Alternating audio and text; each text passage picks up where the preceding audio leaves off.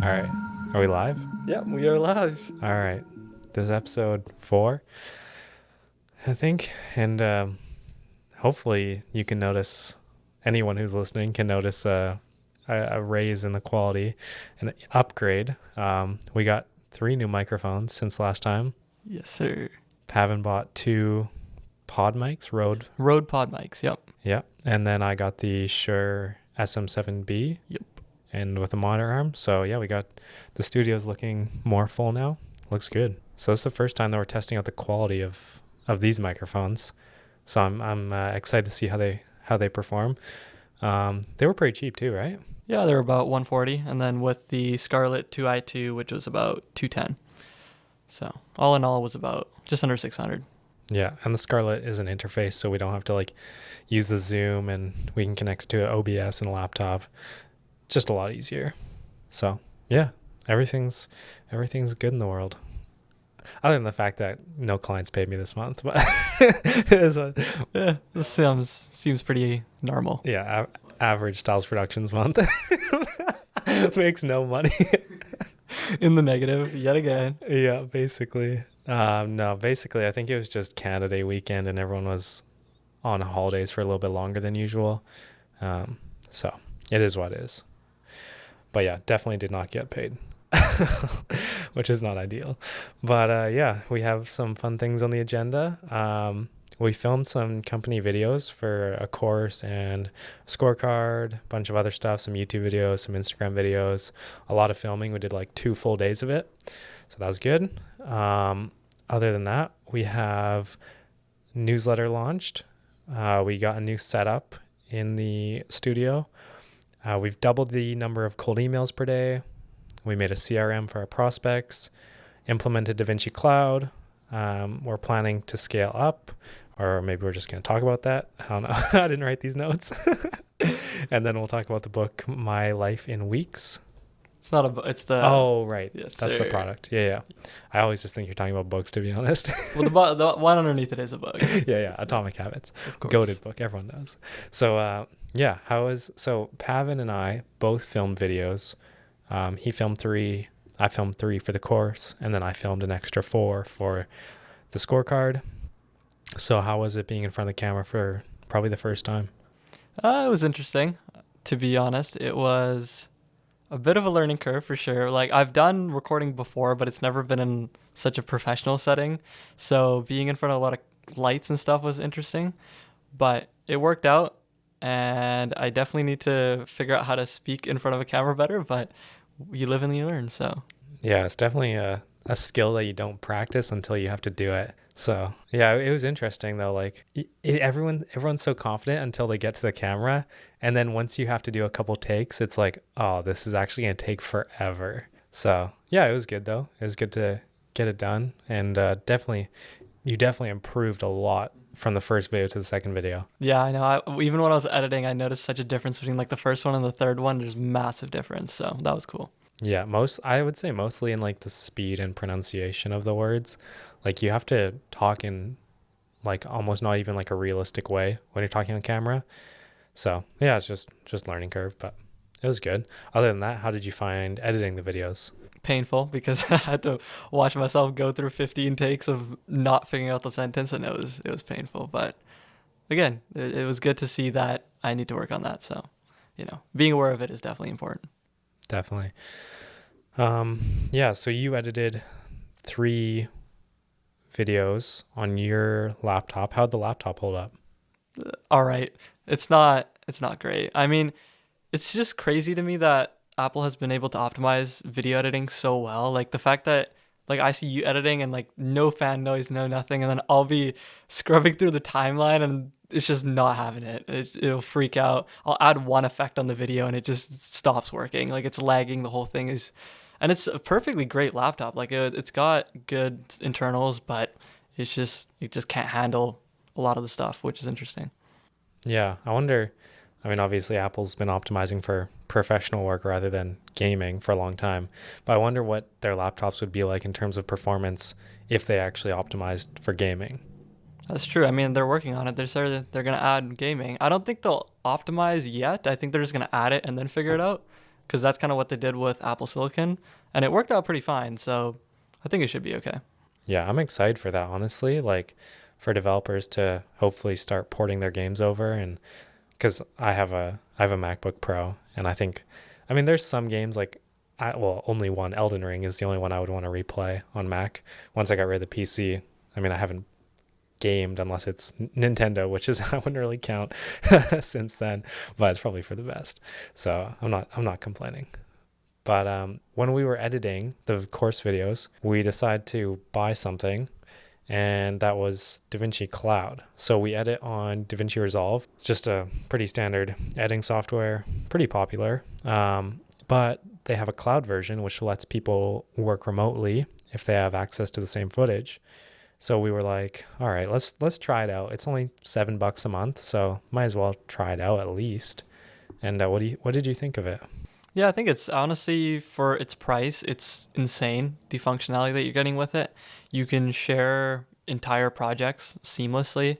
You can have multiple people collaborating at the same time, doing multiple things. We didn't really use it for that entirely. It was more me editing, and then you pick up where I left off and that sort of thing. But for what it is, it's at least I don't have to sit there and bring over my SSD, and then you have to copy things over and then bring it back and all this other stuff. And it's super easy to use. So yeah, I mean, I think we'll probably keep using it. I think so. Because I do think I want to learn how to use it more as well, just for when I have remote editors, then I'll know 95% of everything about it instead of just like being thrown in and like, I can't talk to them in person. Whereas with you, if we have a problem, then, well, it's pretty easy to solve because we both have our laptops right here. But if it's a remote editor and it's like they don't know what they're doing, then it's like, that's tough. Yeah, definitely. I mean, even when we started using it right now, we ran into a few issues. Not necessarily issues, just things that we weren't sure how to deal with. And just, yeah, at least we were able to figure them out. And now moving forward, if you do have someone remote you can figure those out super quickly. Yeah, I would say we know most of the issues now. Um, there's obviously going to be some stuff with sending like project proxies to someone. We haven't done that yet. We should definitely try that. Probably. Yeah. I just hate the internet here is so bad. So I just I'm reluctant to do anything that requires Wi-Fi use because I know it'll just slow down the process a lot more, which is unfortunate, but it is what it is. Got to work through it. At least the proxies generate locally, though. So That's true. at least they generate locally, and then you can just send over like 3 gigs. Yeah, if I had to send over 80 gigabytes, that would not be a happy day. But we did launch our newsletter. So that's something that, when did you start working on that? A long time ago. Probably in May, right? I think so. Yeah, now it's July. So you started working on the program, just setting it up and researching which one we should be using way back in May. And then when we finally picked one, it was not user friendly, so it took a long time to learn. And we're talking about Moosent. We've probably mentioned it before, but it's not great. And we finally actually used it for its main purpose, which is a newsletter. So I think, what did we have? We had like 25 people Yeah, total. something like that. Yeah. And then after we launched it, I posted an announcement video on my social media, and I think we got like 7 or 8 more signups. So yeah, not bad. I'm happy with that. I'm not really concerned how big the number is. I just want to have it going continuously so that when we do get more traction with people, then it's not like we're scrambling to set something up. Yeah. And I'm happy with the template that we've got going on. We've got exactly what we need to be putting out every single month. And I think from as like you said, we're just gonna get better with it. So the fact that we started it early, like you said, once we start getting more traction, it won't be a barrier for us. We can just keep doing what we're already doing. Yeah, definitely. We have the template in Moosend for the actual look and like the headings for the newsletter. And then we also in Notion, which is our organization software, we also have templates for each month for ideas for the newsletter. So when I'm writing or scripting videos, I can just go make a template, and let's say it's the July template, and then I can start writing the videos and talking, like just writing down ideas really throughout the month. Because there's so much stuff where I'm like, oh yeah, I want to put this in. And then if I didn't write it down, 100% forget about it. So I've already filled it up basically for the month of July. Solid. And we're 3 days in. So yeah, that's good. Yesterday was Sunday. Yeah, I was writing down some ideas for the newsletter. I don't know if you saw those yet. Not yet. No, they're fun. There's some fun ideas in there. And yeah, we do a video every month as well, specifically for the newsletter. And that video is only for paying clients. It's not necessarily to get people on a paying plan. It's just kind of like an added bonus for our paying clients, just something extra, something nice. Hopefully it retains, retains customers. Just they feel like we're putting in more effort to them and they're getting more value out of us. So I think it'll pay off in the long run Yeah, I think so. when we have more people. We also, I bought a lot of new equipment. You bought quite a bit of equipment. What did you buy? Just pretty much just the mics. I already had the stand, so we were good on that. Yeah, just the mics, the audio interface. So that wasn't too much. It was just expensive, but that's pretty much it. And it was pretty easy to set up. Yeah, I think so. The only thing that I ran into was when we were trying to set up an OBS, I had to do some interesting stuff with separating the two inputs because it doesn't do that natively, which I thought it did, but it's fine. It works now, so. Yeah. There's always some random stuff. You think it's going to go smooth. I don't think it ever has. No. Literally ever. But yeah. So for me, what did I buy? I got a new desk, which is, it's actually real wood and it's a countertop. So way cheaper than buying one of those fully automatic standing desks for like $1,600. It's just ridiculous. There's no way I was going to spend money on that. So I got a 74-inch by 25-inch, 1.5-inch deep, full wood desk, and it was $260. So like that's nothing compared to what a real desk company would charge you. So got a steal there. I'm just looking over at the desk right now trying to think what else I got. Oh, I got the Shure microphone. I don't think we had that last time. We used that microphone to film all of our course videos, so that was super sick. And then a bunch of other desk accessories like desk pad and just some stuff to make it look nice. Lots of IKEA stuff. Made a big delivery from there. Got some new lighting, all that fun stuff. So yeah, all in all, I think it was like, trying to think how much it was. Oh yeah, and I bought some lighting, like some real like video lighting, not just lamps. So I think all in all, I spent like 1,400 or so. So it wasn't horrible, especially because I can use the video lights for actual shoots, not just in the studio. So multi-purpose. And honestly, that was the bulk of the money anyways. Like whenever you buy equipment specifically, it's always just going to be way more. Like the desk and everything else from IKEA was probably just the cost of a pretty like cheap light. So it is what it is. Yeah, like, I mean, even these mics that we just got set up, same thing. So. Yeah, I know. I've always found it interesting, like how we perceive what's worth any amount of money. Like why, like there's just so many examples where it's like, I'm okay with spending $1,500 or $2,000 on like a piece of equipment, camera equipment, audio equipment, something for my business. And it's like not really a big deal. But then if I had to purchase like a $1,500 desk, like no chance. Or even a chair. Like I've been looking at new chairs as well because mine is just an old office chair, nothing special. And it'd be nice to get a new one. And like the Herman Millers are like $1,500. I'm like, dang, I get it. Like that's probably what I would buy if I got one, or like something in the next lowest tier.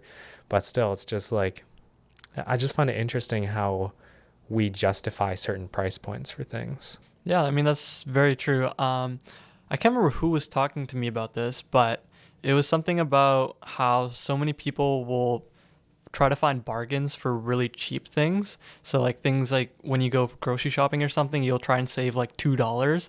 But then when you're, say, buying a car, you're willing to negotiate obviously for thousands of dollars and you won't even think about it, right? Like you'll say, oh, I'll pay an extra $300 for all-weather mats, but they're also the same person who won't pay an extra $2 for XYZ at the grocery store. You know what I'm saying? So yeah, it's definitely interesting to see how we think about prices based on what it is we're buying. So, I mean, for the desk, it kind of makes sense though, because what purpose is it serving other than holding things? Whereas if you're buying a camera, you can kind of, especially for technology, you can always see there's more features most of the time for paying for more. So a lot of times that are probably enticing enough for you to pay more for it. Yeah, I think it probably depends quite a bit on the person who's buying the thing, because for me, like, I really like technology and I like the cool features and unboxing cool tech, but someone like maybe a construction worker or someone who's more in like the like building things, they might want to spend a lot of money on a desk or wood because that's what they're interested in. They find that cool and interesting. So I'm sure it just comes down to the person. But at the same time, people are probably making a lot of dumb decisions on what they spend a lot of money on and what they conserve money on. Like, Yeah, definitely. I mean, I think a lot of people.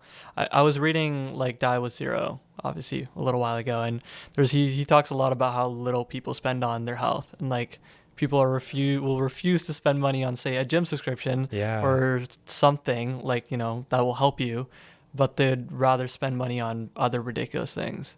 that's so true. Like, definitely gym membership is a big one, but even other stuff, like maybe there's some like supplements or like some vitamins, like people be like, oh, it's like $20. But it's like, are you kidding me? It's your health. Exactly. Like that's what he like the author makes an argument for. He's like, why bother trying to save yourself when you're already sick when you can invest in your health? He talks about investing in everything, investing in memories, investing in like, actual money, like property and things like that, but also investing in health. Like he makes an argument that every single experience that you ever have in life is solely dependent on health, which is a good point because if you're like sick in bed, there's pretty much no experience that you can have, like if you really think about it, you're very limited in what you can do. And so if you're unhealthy to the point where you can't enjoy certain experiences, that's a pretty big problem. So he says always invest in your health aggressively first and then worry about other things. And I think that's a pretty interesting way of looking at things.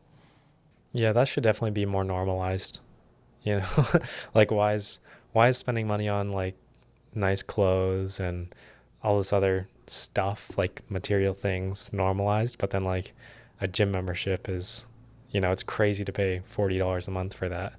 Yeah, like when you really think that's not much. That's really not much. Or even like supplements and things. Like I find it crazy that people start like saying things like, "Oh, creatine's so bad for you," or like you shouldn't be taking in so much protein, and like suddenly they become all these like big people. I'm Yeah, like, I know exactly what I'm talking about. This is not good for you. And then they're also the same people that won't watch their health or like what they're eating or like things like basic things like you should eat your fruit and veggies like simple, won't do that, but then suddenly you tell him, "Hey, I take creatine," freaks out and says you should not do that. You know? that's such a good point. Everyone turns into a doctor real quick. As soon as you start taking like creatine or like, yeah, protein powder, everyone knows everything about health. And then it's like, okay, well, maybe you should at the very least, focus on what you're actually eating on a day to day basis, and then figure that out before critiquing other people. But anyways, Yeah, I feel like I've done quite a bit to improve. I mean, not like my health was ever bad, but just like over the past year, doing small improvements here and there, mostly due to listening to Andrew Huberman. Just you pick up things, and like we talked about earlier, I like to try things. So I've tried lots of them, and I ended up sticking with most of them. So yeah, tons of things like no, like cutting out sugar, doing the intermittent fasting, not eating from a certain amount of time till a certain amount of time. What else? Oh, cold showers, of course. Like all these little things like add up, and eventually, before you know it, you're like ahead of 99.9% of people. I think that's pretty cool. definitely. I don't know if we ever talked about this before, but I know you do this as well, and I started using this a little while ago, and that's like not eating like the moment you get up. I've started delaying eating for at least a few hours in the morning, and I've found it really cool to be able to focus really early. Like what I'll do normally is I'll wake up and I just won't eat for normally three to 4 hours, but at least three for sure. I'll be up at like 5, and I won't eat till 8 or 9. Like I normally eat right before I get here, so Yeah, same. It's perfect. Like, and if you weren't coming at 10, then I would eat a little bit later. Like when I was just working by myself, I would usually have breakfast at 10:30ish. So, but now I have it at 9:30 because you get here. But I also get up earlier. So it's like, I do get hungry a little bit earlier because I work out in the mornings. But there's definitely something to be said about being able to focus when you don't have to eat right away. There's science behind it, but you are like optimally functioning when you're slightly hungry. And it's so random, but it's just interesting. Maybe it's because digestion takes up a little bit of like actual heart function and like power, but yeah, I'm not quite sure. It's super cool though. I've found my schedule is gym, and then I'll get home at 6:30 in the morning, and then I'll work for a couple hours, and it's perfect because you are still pretty focused in the morning. And then I do find once you break that rhythm, it is harder. It's hard to get back into that. With you coming here, it's pretty easy because we both work at the same time. Um, but I know when I was working alone, and when I will continue to work alone once you leave, it's definitely hard to take a break, whether that be eating or sitting outside for a couple minutes. It's hard to get yourself back into the rhythm of work. Yeah, that's true. It is interesting that I guess it's just a flow state, right? You get into the zone and it's pretty hard to get out of it and go do something else. And I always find that really interesting, and it can work in good ways and it can work in bad ways. And I think this is a lot of the reason why some people get so sucked into watching videos or spending time on social media is like there's almost a bit of a flow state in that as well, in that you can get sucked into it and you keep doing it and you keep doing it and you just keep doing it because you started it at one point. And if you, I notice for me especially, like if I just don't start it, I won't do it, you know? Yeah, that's a really good point. It works. It goes both ways for good and bad things. I do. How much do I? I mean, yeah, I scroll on Instagram. Yeah, Instagram Reels is. I never use TikTok. I have it on my phone to post for clients and my account, but I've never actually found it like. I don't know. I've never actually found it that entertaining. Just I guess just a lot of strange people on there. Yeah, I mean that's fair. I haven't had it for probably a year and a half, 2 years, I think. Yeah. Never really needed it, to be honest. Yeah. And it's such a shame. Like, I feel like if I was in any other line of work other than like literally social media, which is my job, I would not have any social media on my phone, which would be nice. But because I'm a supposed expert or trying to be in social media, I can't really delete all of the apps. But it would be nice. I dream of it. Maybe one day. Yeah, it's funny you bring that up because I always run into that too. I'm always like, you know what? I'll just get rid of it because I don't need it. Like I don't use it for anything. But then I always need to use it for school or something. Like people need to DM me on Instagram, and there's no way to do that if I don't have Instagram. So it's always just annoying. Like, oh great, I got to keep this stupid thing on my phone. Yeah, I know. It's like you always need it for like one random thing, so you can't delete it. Like some dude who doesn't have a phone number needs to text you or something like that. Every time. Yeah, there's always a one random thing. But yeah, that's really interesting. Another thing that we implemented, I think 2 weeks ago, maybe a week and a half ago, is we doubled the amount of cold emails we do per day.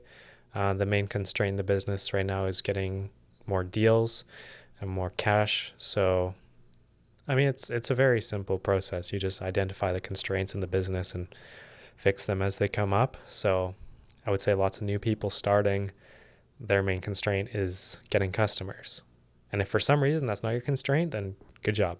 But yeah, I'd say that's the main thing that most people struggle with. And probably one of the most daunting things is like, why would anyone want to buy from me? Why would anyone want to have this service or trust me? And there are definitely people out there, business owners or companies, but usually it's individual people who want to give people a chance because lots of times they had someone give them a chance. So they want to give it back to someone who's starting out.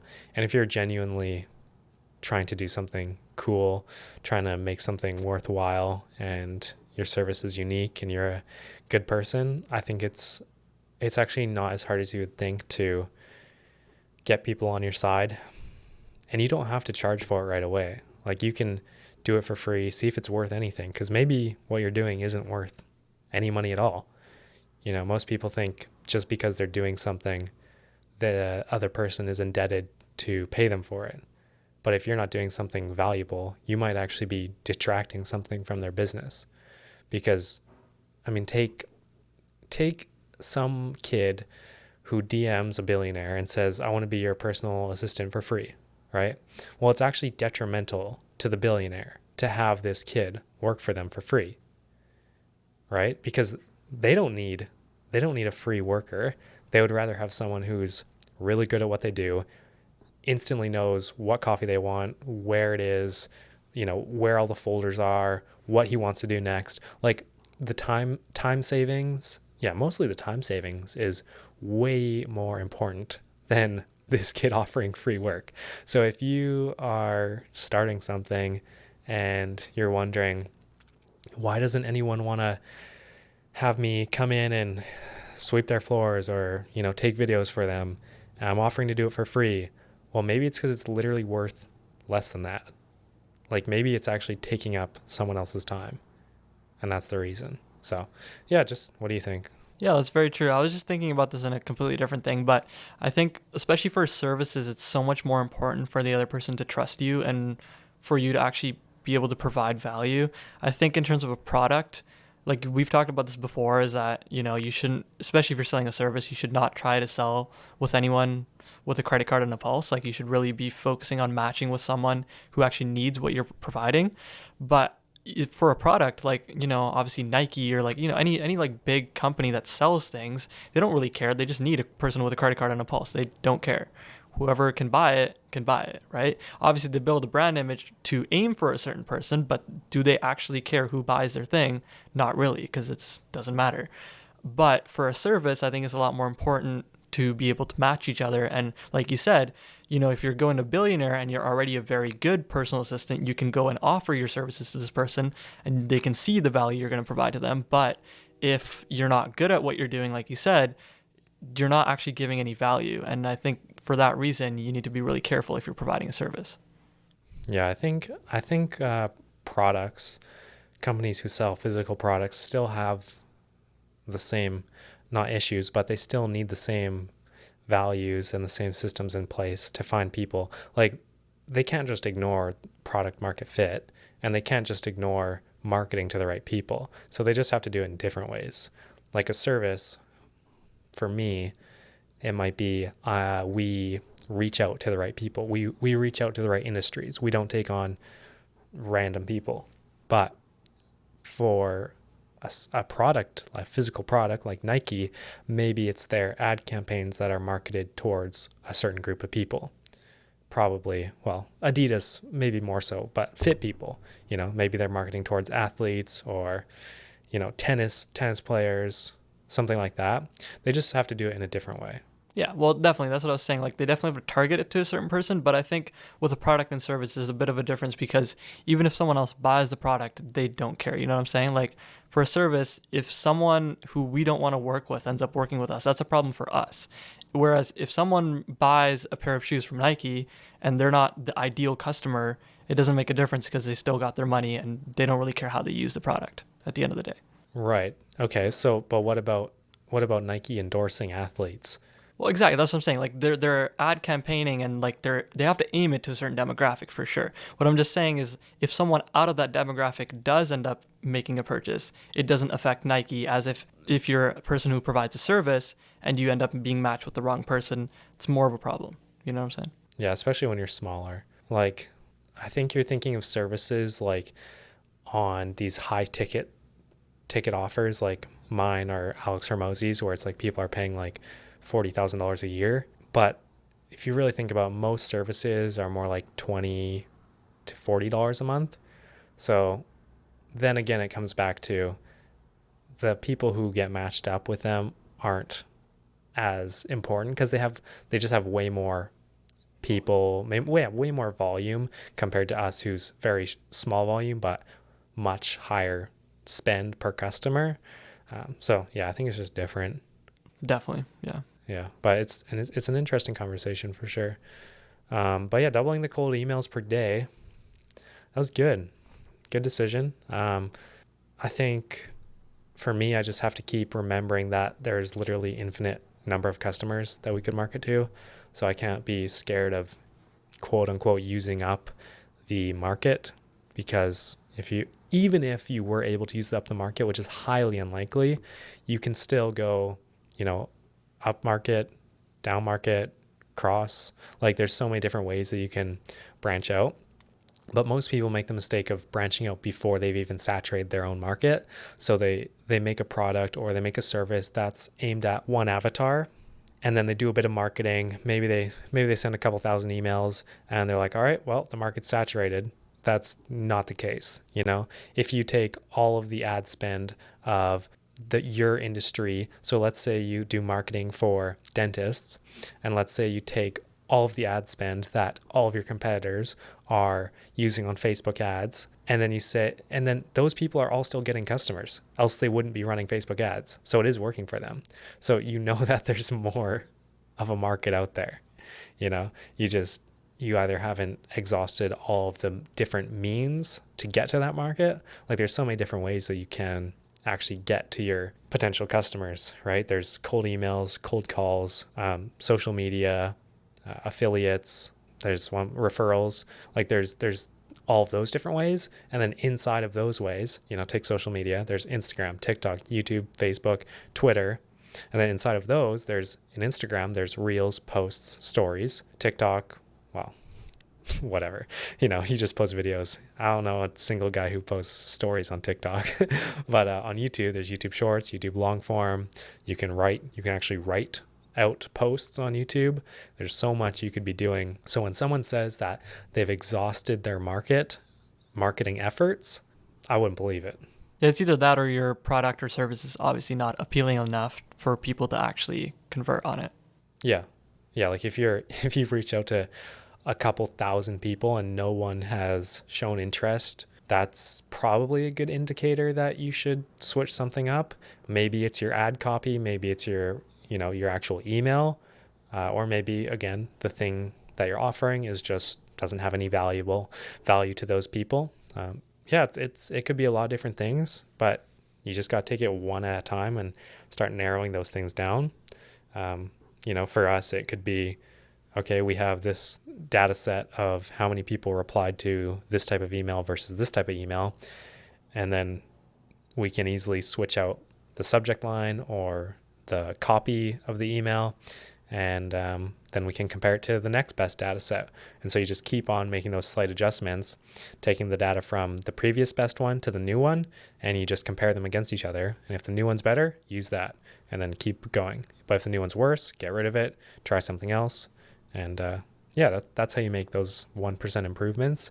But if you do that for 10, 15, 20 years, then eventually you have a business that's better than anyone else's. But yeah, I don't think most people do that. So can't wait to be 30 and have the best business. Can't wait. So yeah, that's, doubling the cold emails a day. That's just one thing that we did to increase the amount of leads we had coming in. And then we also are going to increase, I don't even know how much, like tenfold the amount of content we're doing. So posting every day in the month of July on Instagram, TikTok, YouTube. So that will be interesting to see how results come from that. If there are any results, I'm always the one preaching that social media is a long-term game. So, I got to remember my own rules, which is tough, but you got to do it for 6 months. You got to do it for a full year before, you can actually start evaluating yourself and saying, okay, maybe now it's time to change. I think it's a delicate balance of when you need to change or when you need to do more volume. I was actually just texting a girl today who says she wants to quit doing freelancing because she doesn't get any customers. And she asked me how I get customers. And obviously to start off, it was a lot of referrals, but now we use cold emails and content. So I asked her, I was like, and she told me she sends out emails to people who she thinks would be aligned with her. And I said, okay, how many emails do you send out? Like how many per day? And I was like, do you even do it per day? Do you do it every day? And obviously it was a no, right? And so at that point, that it's not a matter of her product or service maybe not being a good fit for these people. It's just a matter of volume. So, I told her straight up, I was like, we do, our software probably sends out what, like close to 70, 80 emails a day. Yeah, I think so. Well, because we've got 40 cold emails per day, and then we also have follow ups. So, yeah, I mean, everyone combined, it should be somewhere around 80. Yeah. So, and even that's small, like comparative to a large business, they could be sending out thousands, tens of thousands emails every week. So I'm not saying that we're some high volume business over here, but it's just for reference. Like she thinks she's doing a lot by sending 2 emails a week, and maybe I thought that at one time too. I probably did. I definitely did. But then you get a perspective shift, and you think it takes you find out that it takes a lot more volume than what you originally thought of to get to where you want to go.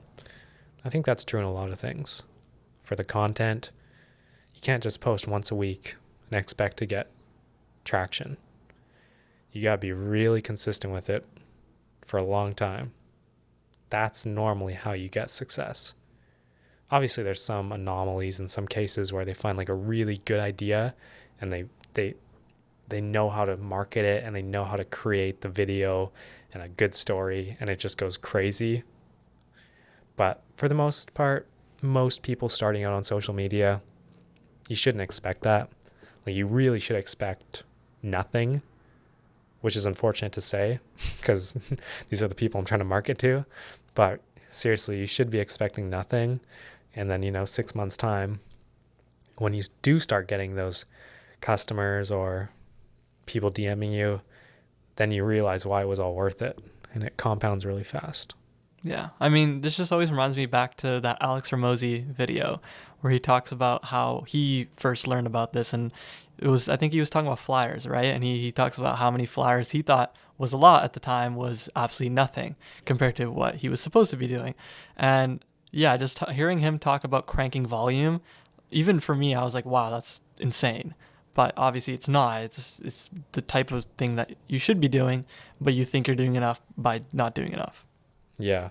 I think I kind of relate it back to, yes, there's the business side of that argument where it's like the volume that you think you're doing is good. Maybe it's 50, but the volume other people are doing to find success is 5,000.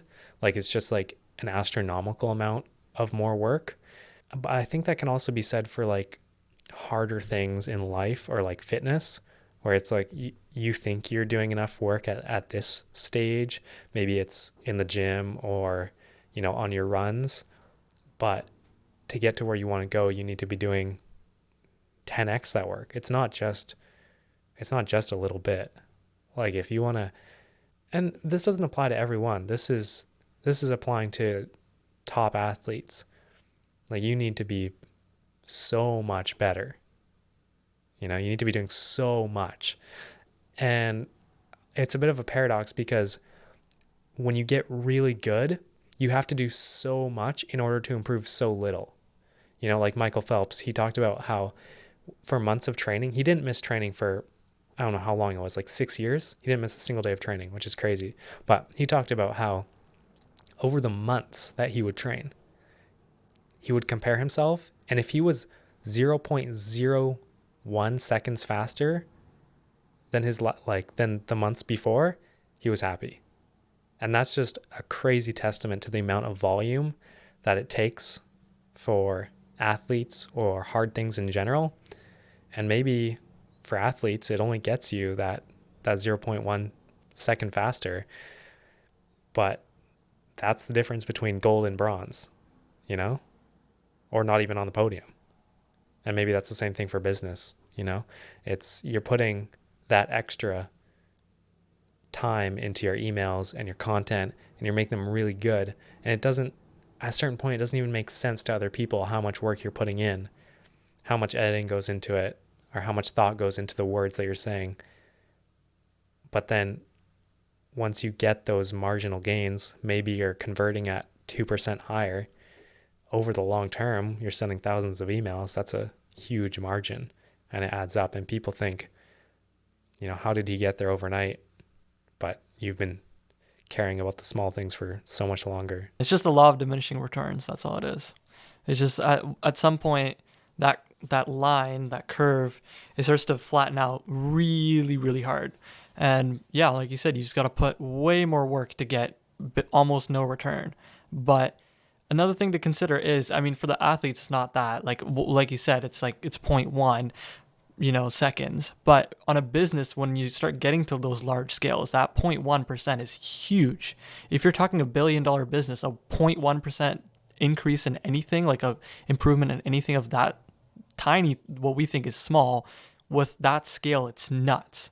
So, I think at that point, yes, there's diminishing return, but it's also, if you're working at a much larger scale, you're still going to see some pretty reasonable return. Yeah, like if a $1 billion business, or they do $1 billion a year, finds a way to increase their cash by their top line revenue by 1%, that's $10 million, I think, right? Math? Yeah, we'll go with that. But anyways, 1% doesn't sound like a lot, but when you put it in the context of these massive numbers, then it becomes super important. And then again, that 1% or that 0.1% does eventually slowly compound, and then it becomes worth it. But it's just so hard to see what's worth it in the beginning. Like seriously, when you're starting out, it really feels like maybe none of it's worth it. Maybe you should just go back to that 9 to 5 job because you have, $2,000 coming in every month or whatever it is. Um, yeah, it can be really hard to start. I don't really know what the answer is to make it easier for you to start, but yeah, I really don't know. For me, like I don't know, and you can share for you as well, Pavan. But for me, I don't even know why I felt like I needed to start. Like I don't really know why. To be honest, neither do I. Like, not there's no one thing where I'm like, yep, that's why I'd want to do it. I don't know.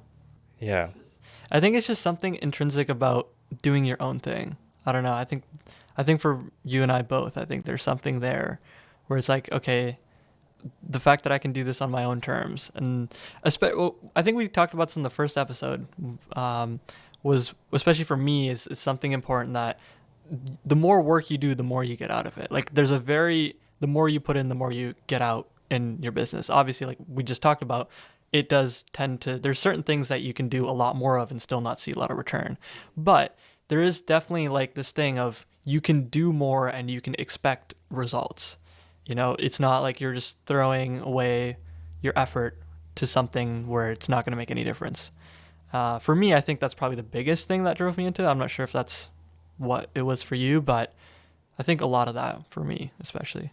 yeah. I guess I'm trying to think why I just never liked working at somewhere like Best Buy. Like I always felt like I mean this might sound stupid, but whenever some like a manager or a head of a department would tell me this or that, it just seemed so inconsequential to my life. It's like, dude, you want me to adjust these printers?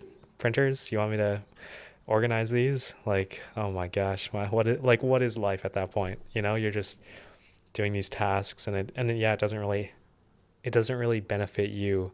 You're not. I guess I like to own things. Like, I don't like to finance things or put things on a plan, even in like just normal life. Like a phone plan or just random stuff like that. Subscriptions, I would rather just pay for them all at once. And that's something I got from my dad. He hates that stuff too. Uh, I guess a feeling of ownership over what you're doing. Um, that's what it was maybe when I first started. And also, I did see just so much potential of doing your own thing compared to doing a 9 to 5, like I'm sure most people see. There's just so much upside. Um, and it seems obvious to me, even it seemed obvious to me even back then that there was just the only way to go was my own thing, starting my own thing. And when I look at other people who are working for someone else, I do understand that it may be just a point in their life that they need to do this, and nothing against that. If you're at a stage where you need to be making money and the only way you can do that is from someone else, and you're working on yourself and trying to build a skill that's profitable, then yeah, that's totally cool.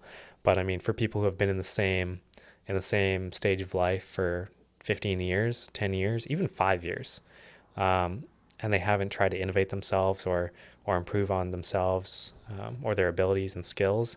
Um, I mean, it really stumps me because it does seem so obvious for people like me and you that you should be making these improvements and striving towards something, I don't know, good, greater than yourself. But I guess most people just don't see it that way. Yeah, I mean, I think it's also we like it depends on the employer too, obviously, right? Like if someone to were to work for you, it would obviously be a lot different than a big corporate job.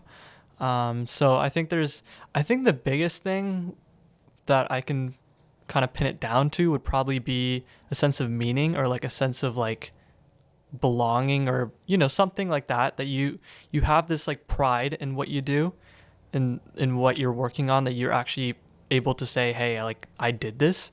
And I think that's big. So I think if you were to work somewhere that actually appreciated what you did and, the more effort you put in, it's actually acknowledged and looked after, then I think it would make a difference. But yeah, I don't know. I don't know. I guess that's probably one of the bigger things.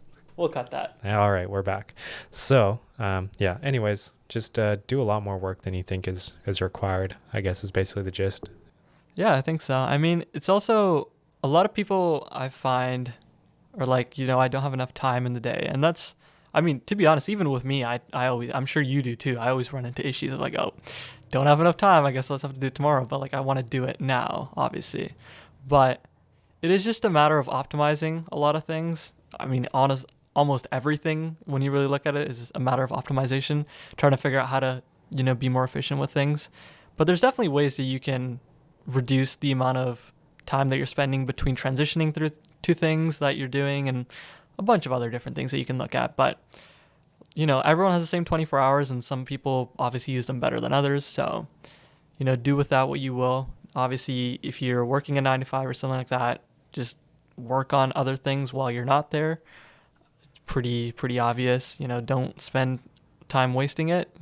Doing watching TV and all this other stuff. Like if you're gonna try to do something, you might as well go and do it fully. So I think that's pretty much what we're going for is work harder than you think you need to. Yeah, and it might be hard if you don't have anyone around you that thinks like that.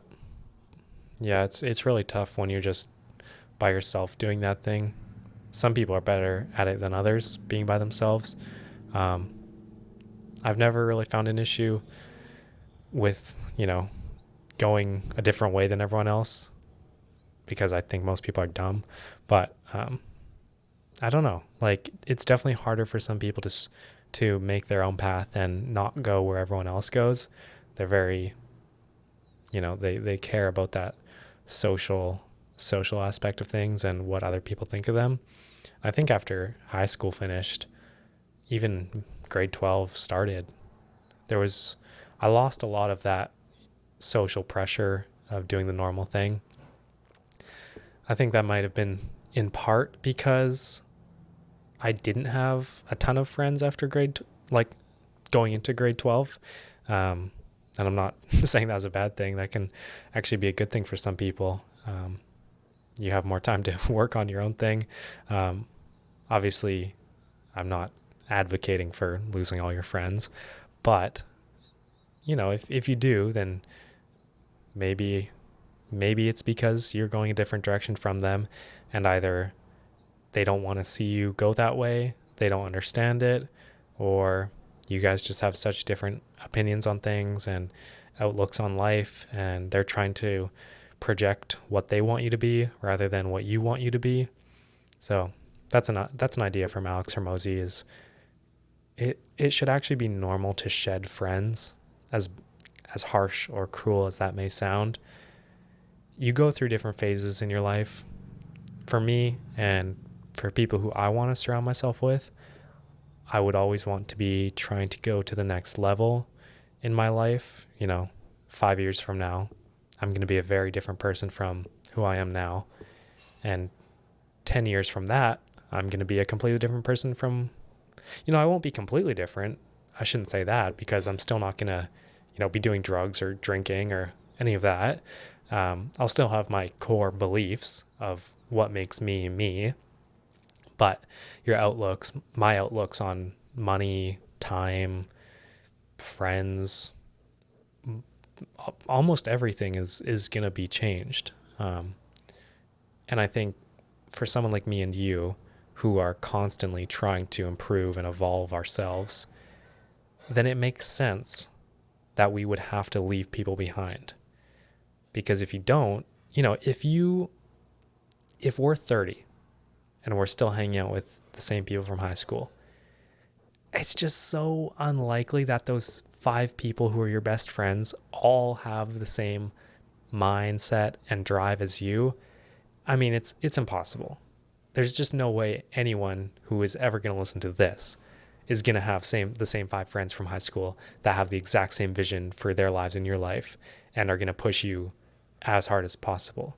So what's more likely going to happen is you're going to have friends for 5 years, 3 years, a period or season of your life, and then hopefully you move past them and you again, this sounds so weird talking about people, but you go up a level, um, and you'll find commonalities with other people, and maybe it's because they're doing the same thing as you. Maybe it's because they, eat dinner at the same place as you. Um, but yeah, I don't think people should be sad or dwell on losing friends. You know? Yeah, it's definitely interesting. I mean, I've like tried to look into this a lot myself, and yeah, you're definitely right. It's like you can't. We talk a lot about this, but you can't force someone to change. I think that's the biggest thing that it comes down to, and I've realized that over the past few years is like you can't force someone else to conform to who you are, or and you can't expect and you can't let other people conform you to become like them, right? Like it's both ways. Like it just doesn't work, and that's where the friendship comes in. It's like if your path in life is so much different, it's hard to be able to stick with that person anymore. And so it's definitely, yeah, sometimes you just have to move forward, and they might go a different way than you do, and that's just what it is. But yeah, it's just impossible to try and make that other person come with you because they just don't align with you anymore, and that's totally okay. Um, yeah, I think that's all there is to it. Yeah. I think when I was heading into grade 12, I probably could have been sad or upset that, you know, my core group of friends, I didn't hang out with them anymore. But if you choose to move on, it really is a choice. You might think it doesn't feel that way, but you almost always have a choice on how you feel. So I would say choose the thing that's gonna progress you further. It's better for everyone. So Yeah, definitely. I mean, yeah, just the whole thing about like, you're able to choose what you want to feel. I know a lot of people tend to not agree with that, in that like, oh no, you definitely can't do that. I mean, to an extent, yes, obviously there's certain things that you can't control, but on a normal day-to-day basis, I do find that there's very much a difference in the way you react to things. You can definitely change that, and it's not hard. And you can notice in different people, like just in an example, I think we might have even talked about this before, but like maybe you drop something, right? There's certain people who will react to that differently. Someone might get really mad about that, another person might laugh at that. Same situation, completely different reaction. And people think that, oh, you can't change what you're going to think about something, but in reality you really can, and it just comes down to, do you want to make that change? And again, it goes back to, you can't change someone else, but if you're around people that want to change themselves and do want to grow with you, that's the type of people you want to surround with yourself with, and that's kind of what you're talking about. You have to kind of move forward and find people who are willing to go to that next level with you. yeah, I'm just thinking of, I mean, I think we can all think of that one person who, when you were growing up, would get mad at you for making the smallest mistake, where if you made that mistake in front of a different type of person, it would be literally inconsequential. Like it would not bother them. It would not, they would just laugh it off, like you were saying. So I definitely resonate with that. And I would say that most of that behavior is definitely going to be due to upbringing, like how that person was raised. If they were raised in a house where something like breaking a plate is very bad and you would get a lot of trouble for that, I think you would grow up to be more likely than not the same way. Um, but it can also go the other way. Maybe you grow up in that household and you hated it so much that you're the exact opposite. That's definitely possible as well. You'll see this all the time with people who grow up with abusive parents. They'll either be, again, they'll become the abuser to their kids or, whoever, or they are able to move past that situation and be the best parents ever, the most loving people ever. So it goes both ways, but both of them still learn from their upbringing. So I would say that, that breaking the plate analogy, I think if you're trying to figure out why people are acting like that, it's how they were brought up. Like it's their family. It's what was normalized in their house. I'm just thinking for me personally, I know that's the case. Um, and if you want to try and change that, it's probably going to be really hard. Um, I've thought about it a little bit. Like I'm probably more on the reactive side of things. Like taking things more seriously than they are, because that's how I was raised. Um, and I definitely see it in, I don't think it affects me like, every hour of every day, but I see it over large stretches of time being like, it never mattered in the first place. And there's different frameworks that you can use to try and get past that. Um, One being, what I do, for example, is I think I've mentioned this before, but I close my eyes and I keep zooming out. So I think of a bird's eye view of just me. And then, it keeps going up and up and up over the city, over the country, and then over the world, and then the universe. And then, you zoom back in to your situation and you realize that it just doesn't matter in the first place. You're inconsequential to the grand scheme of things, so I think that's helped me not make such a big deal out of things, whether it be meetings or arguments or fights or money. Um, you just have to realize that the vision that you have on the situation is probably very limited, and you're probably not getting the full picture of things and how things are going to work out in the future. So it's tough, but if you have some good frameworks, there's the grandfather framework where you think of your 80-year-old self and you're laying on your deathbed. You're not going to be thinking about spending $300 on, this piece of equipment. It might be a big purchase for you now, but you're probably not going to be thinking about it on your deathbed. So that's another easy way. Same thing with meetings. If I go into a meeting and I'm really stressed and I really want to land this client, zoom out. You're on your deathbed. You're not thinking about if you landed that client or not. So chill out. Yeah, definitely. I mean, that just reminded me a couple of different things. The song Blame on Me," I think is what it's called, by Jack Harlow. Yeah, "Blame on Me."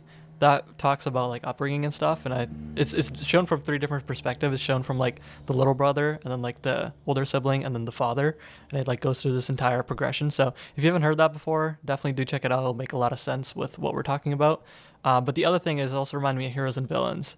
When Morgan Freeman's talking about like the hero and the villain both come from the same place. It's just a matter of what they chose to do with that situation. And I think that's very true. And like what you're talking about, like the breaking the plate or like abusive parents or whatever, like whatever that case may be, it's depending on how they ended up moving forward with it. And I don't know, it's a very interesting thing to think about. But yeah, the other thing, to bring this completely back to what we were talking about before, though, was Alex Ramosi. I was listening to him talk about the word should and how much he doesn't like it.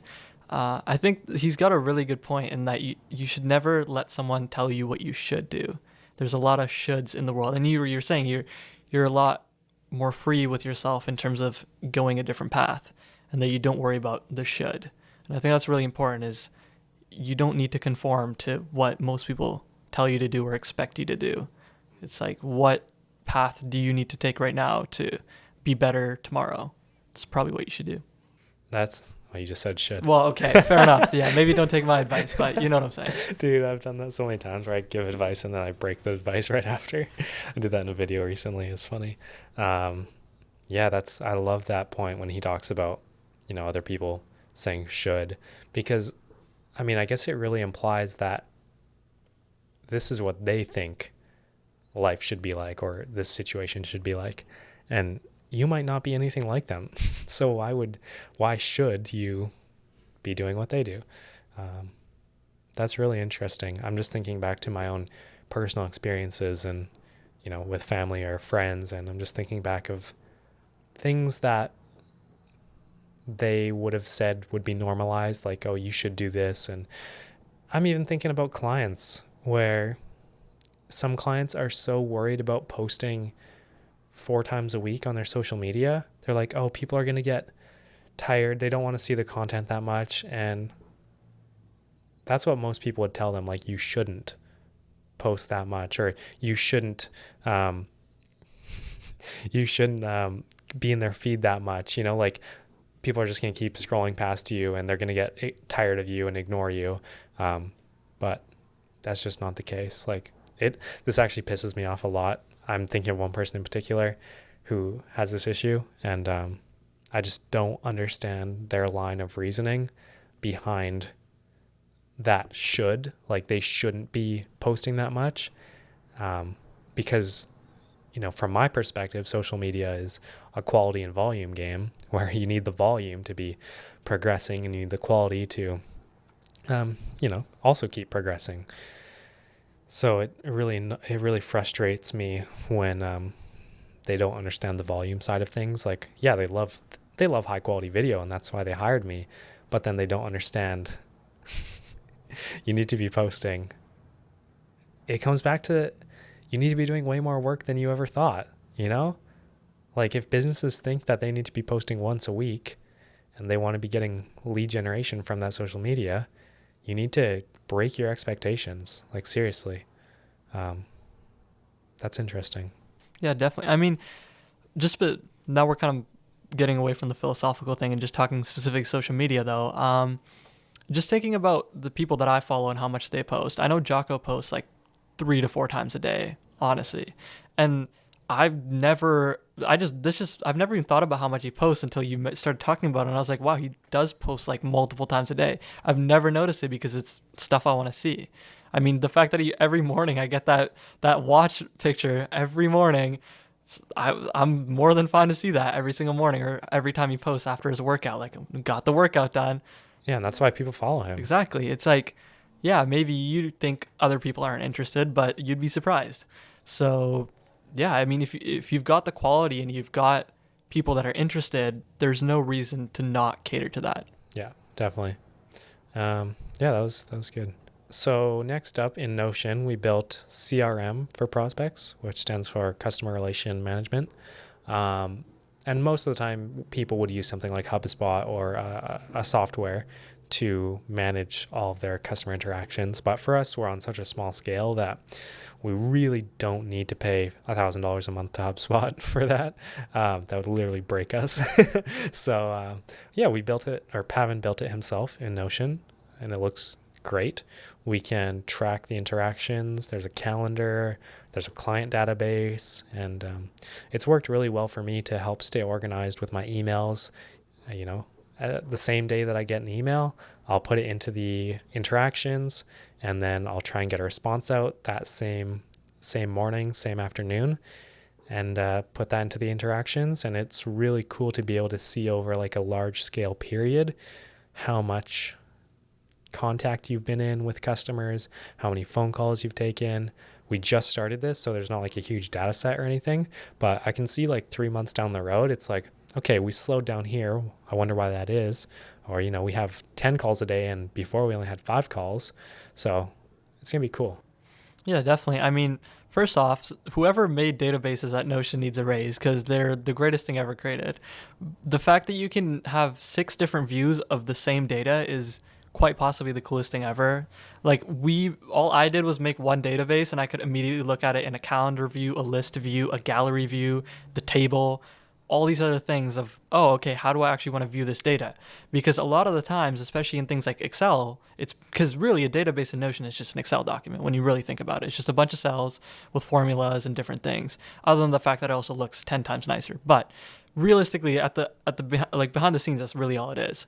But the fact that they're able to parse that data and present it to you in such a more valuable way than Excel ever could, really, that's what makes it so valuable. And it's insane to me that you can just see it in so many different ways and extract different information from the same data. So, really cool.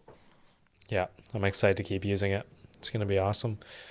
Yeah, not much more to talk about there. Next up, we already talked about implementing the DaVinci Cloud. That was about a week ago.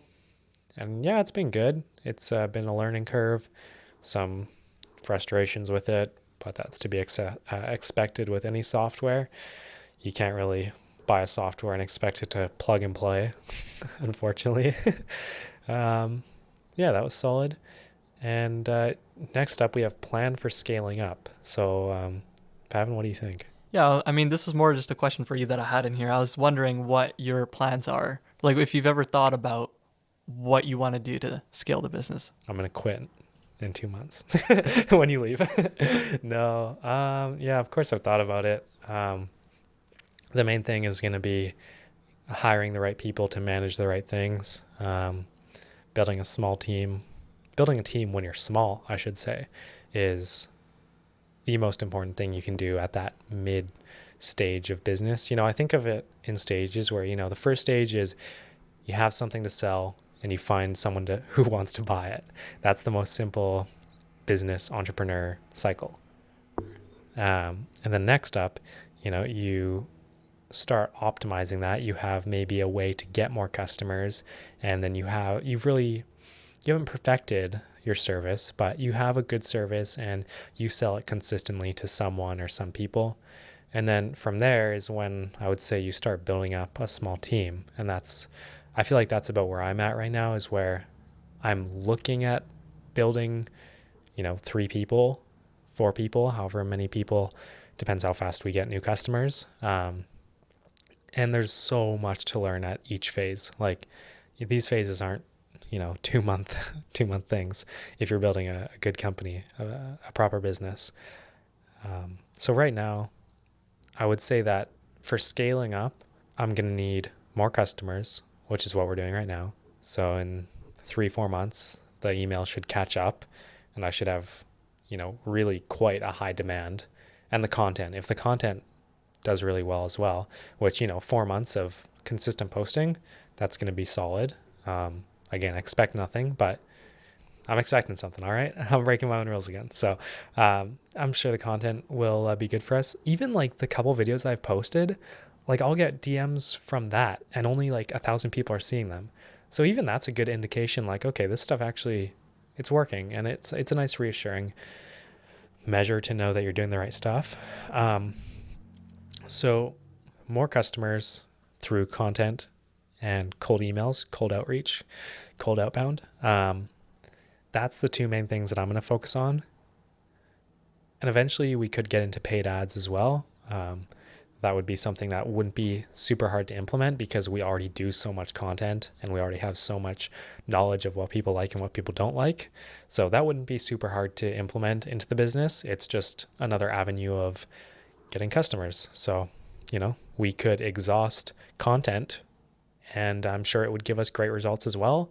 Or we could split our attention between content, cold emails, cold calls, and paid ads, and it would get us good results. Or you could focus on one thing and exhaust it, and it would get you good results. So there's really no one good way to keep scaling your customer base, but that's 2 ways you could do it. And I think for us, I think the way that I'm leaning towards would be to optimize 2 of the avenues. I think content would be really fun to optimize because it's just so quadratic in the way that it can grow, meaning it can exponentially take off and you could reach so many people And that's, I think, one of the main appeals why people want to do social media for their business or their product.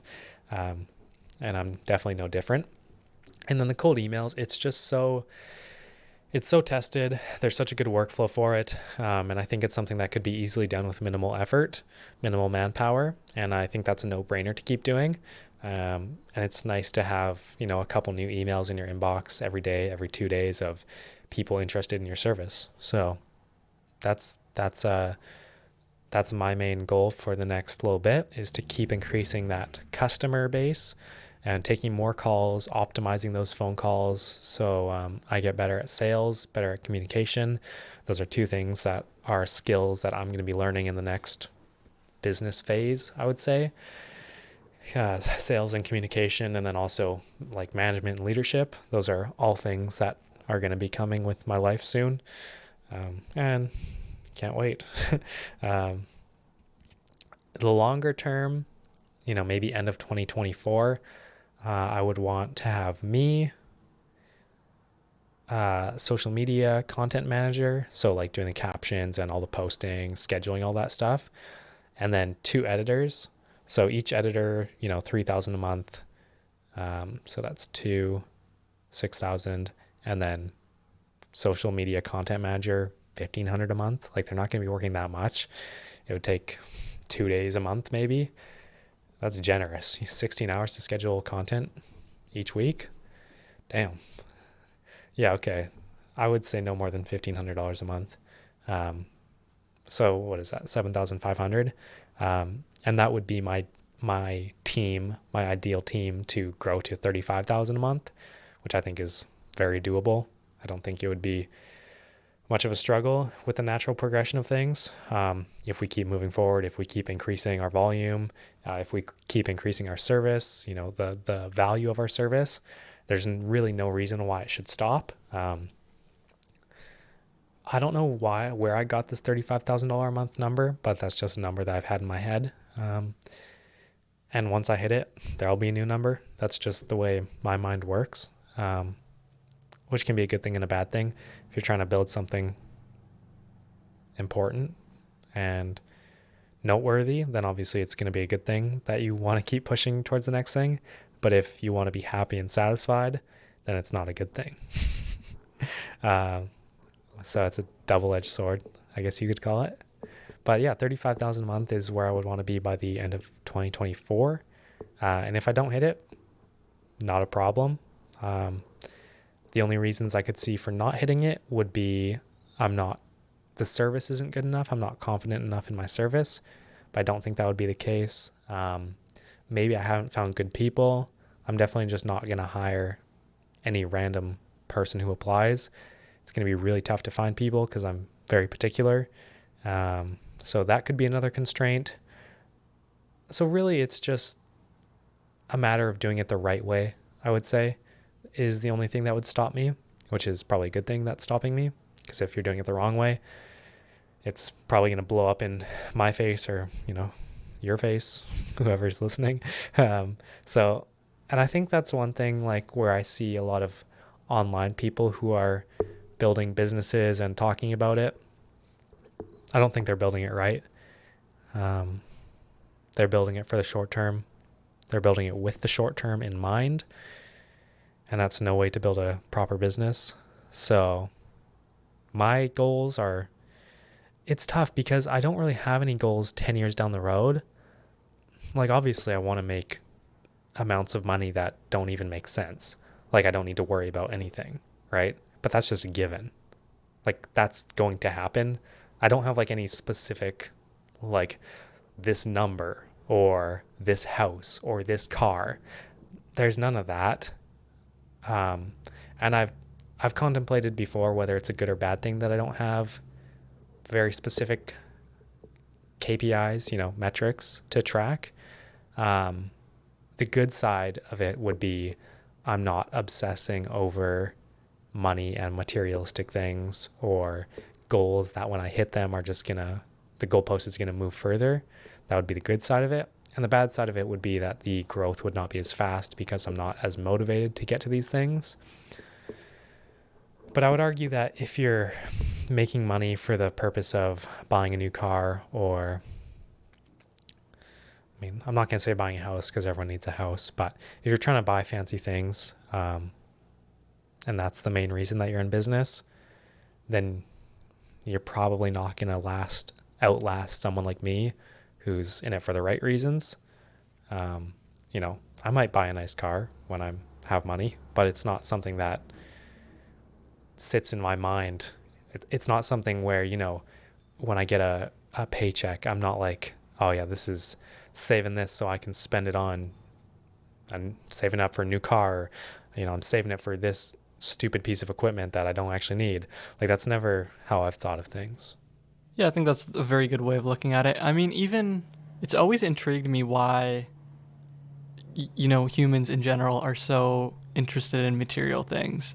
And when you really think about it, cuz I remember I talked about this on a different podcast before, but it was like for materialistic things in general, it's so surprising how little satisfaction you get out of it. Like you really the anticipation of getting it is insane. Like you're thinking, "Oh my goodness, I want this. Like I need this right now. Like I cannot wait to get this." The second you get it, just nothing matters. Like none of it ever mattered in the first place. I remember when I used to have like this garbage little HP laptop. It was literally like $400. This thing had like it had an AMD A9 processor. It was like a dual core like piece of garbage. Like literally did not run, right? And I was like I wish I had a computer. Like all I wanted. I got a computer a week later. I mean, it was no different. Like, yes, of course, I had a computer. I mean, I don't know how I would have gone through high school with that thing, but it didn't really make any difference in my overall living like experience at all. Like, your baseline level of happiness didn't go up exponentially. No, Yeah. exactly. And I think that a lot of people fail to realize that. And I'm really happy that, like, that for me probably was the biggest indicator for me to realize that, where I was like, okay, this is not a good way of going about things. For me, that was probably the biggest wake up call. Like, I'd always heard about it, but that was the first thing that hit me of like, okay, this actually doesn't matter at all. And I'm glad that I got hit with that early on, because now I don't look at things and, oh, I need that. I'll wait. And if I still, like, for me especially, one thing I really notice is that if I put it off for like a week or two, if I come back and I still need the thing, I'll buy it. Mm-hmm. If 9 times out of 10, I'll forget about it and I don't need it. Yeah, definitely. So I think a lot of times if you can put it off for a little bit and keep doing what you're doing now, and you don't keep having that need to like need the new thing, don't buy it. Yeah. Yeah, I was thinking about this quite a lot in the last 2 weeks. Like, people who buy a supercar, and I was thinking, if I were to buy a nice car, it is nice when you're at the dealership, and when you drive it out of the dealership, and when you drive it around for the first 2 months, and you rev the engine and everyone looks at you, and you show it to your family and your friends and they're all impressed. And then after 3 months, I think it would take 3 months probably for a nice car, it becomes normal. And your baseline level of happiness and dopamine goes back to the exact same. Um, Unless you're like a car enthusiast and that's your hobby, like that's where you find your happiness, is like working on cars or just looking at them and storing them, then that's cool. Like, I have no problem with that. It's when you buy it for a status symbol is when it becomes a problem. Um, I think that stems from a lot of insecurity from who you are as a person. If you feel the need that you need chains and expensive watches and expensive cars, um, you're probably justifying it by thinking, well, I'm going to these restaurants and people in these restaurants have these things, you know. But if you look at how real rich people dress, like Bill Gates, Elon Musk, Alex Hormozy, Jeff Bezos, do you see them wearing $250,000 watches? Probably not. And if they are, they've never posted about it. All right. They don't show it off in part because everyone who they're hanging around with doesn't care. They could all buy the same thing. Who cares? You're not special. I think it's a lesson that you probably have to go through to learn. You probably have to buy, for most people, you probably have to buy a couple nice things to realize that it didn't make you happy. And for some people, they're never going to realize that, which is sad. Um, but from everything I've heard, I haven't experienced this myself. Buying something super exorbitant and the normal person couldn't buy. I've never done that because I can't. I'm still a normal person. Well, I'm not normal, but I still have normal amounts of money. Um, I've never had that, so I can't speak to that experience. But from everything I've heard from people like Alex Hermosi and other very wealthy people, you know, they all say the same thing, and it's that those materialistic things didn't make them happy. So, yeah, it'll be interesting to see when we cross that bridge, but I'm not concerned. I think that's another reason why, especially for average people, like I mean, including like you said, including us, we're no different. But for everyday people, I think that's why it's so difficult for us to see millionaires and billionaires and think, how can these people be unhappy? And the reason is exactly what you said, and what we're talking about right now is that those baseline levels just keep getting reset the farther you go, and it doesn't matter how much money you have, it won't ever make any amount of difference. And you just, like you said, you just can't understand that until you get to that level. You have to go through that to be able to realize, oh, this doesn't actually matter. Again, like with my experience, obviously on a much smaller scale, but same idea. Like you have to understand and go through it to realize, because as an outside viewer, you just can't comprehend that. It's just impossible for us to realize that this is how this works until you go through it, and then you realize, oh, okay, this is how this works. So I know it's always been interesting to me that experiences are so much more valuable than things. And I think a lot of people should focus on that more. And I know for me specifically, I know if, once I do start making more money, I think the thing I want to focus on most is experiences in any way, shape, or form that may be, but experiences over material things for sure. Yeah, yeah, it's a good mindset to have. But yeah, we should probably get back to work, so we're gonna cut it there. And yeah, we'll see. Hopefully the mic quality is better. But yeah, see you in 2 weeks or so.